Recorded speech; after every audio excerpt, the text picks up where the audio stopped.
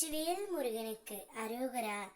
என் அன்பு குழந்தையே, நீ நேசித்த உறவுடன் ஒரு புதிய வாழ்க்கை ஒன்று ஆரம்பமாக போகின்றது தங்கமே.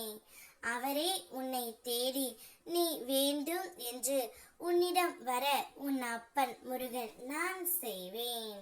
நீ உன்னுடைய வாழ்க்கையில் எதிர்கொண்ட பல அனுபவங்கள் உனக்கு சாபமென தோன்றி இருக்கலாம். ஆனால் அவை அனைத்தும் நான் கொடுத்த ஆசீர்வாதங்களே. சில ஆசீர்வாதங்கள் முதலில் துன்பமாக தெரியும், ஆனால் காலம் சென்ற பின் அவற்றின் அர்த்தம் வெளிப்படும் தங்கமே.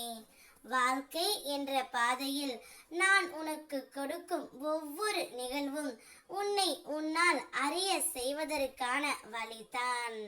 தாமதமாக உணர்ந்தாலும் பரவாயில்லை, உணர்ந்து இருக்கிறாய் என்பதே அருளின் அடையாளம். இனி வரும் ஒவ்வொரு அனுபவத்தையும் பயமின்றி ஏற்றுக்கொள் தங்கமே. ஏனெனில் அதை அனுப்புவது நான் தான். உன்னுடைய நல்லதற்கு மட்டும்தான் நான் இதை செய்கின்றேன். நீ உன்னுடைய வாழ்க்கையில் பல நேரத்தில் பல யோசனையில் இருக்கின்றாய். இப்படியே என்னுடைய வாழ்க்கை போய்விடுமா, இனி நான் என்ன செய்வேன் என்றும் கேட்கின்றாய். கவலைப்படாதே என் தங்கமே, உன்னுடைய வாழ்க்கை மலரப் போகின்றது. நீ உயிராக நேசித்து மதித்த உறவுடனே புதிய வாழ்க்கை ஒன்று உனக்காக காத்து கொண்டு இருக்கின்றது. அந்த உறவு தான் செய்த அனைத்து தவறுகளையும் உணர்ந்து உன்னிடம் வந்து மன்னிப்பும் கேட்கப் போகின்றது. இனி நான் ஒரு நொடி கூட உன்னை விட்டு விலக மாட்டேன்.